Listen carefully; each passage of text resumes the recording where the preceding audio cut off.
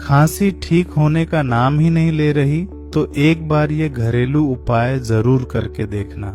बहुत ही पुराना दादी नानी के जमाने का यह घरेलू नुस्खा है। इससे आपको जरूर फायदा मिलेगा। इसके लिए आपको 4 लौंग और 2 हरी इलायची लेनी है। लौंग आपको फूल वाली ही लेनी है, टूटी हुई लौंग नहीं लेनी। लौंग और इलायची दोनों को जला लेना है, इनका कोयला बना लेना है। जलाने के बाद इनको एक कटोरी में निकाल लेंगे। जब ये ठंडे हो जाए तब इनको इस तरह से चम्मच से मसलते हुए पाउडर बना लेंगे।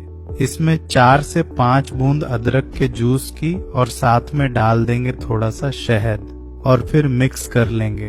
अगर आप बच्चों के लिए बना रहे हैं तो अदरक का जूस स्किप कर सकते हैं क्योंकि बच्चों को इसका टेस्ट पसंद नहीं आता है। आप इसे तुरंत बनाकर तुरंत कंज्यूम करेंगे, पहले से बनाकर नहीं रखें।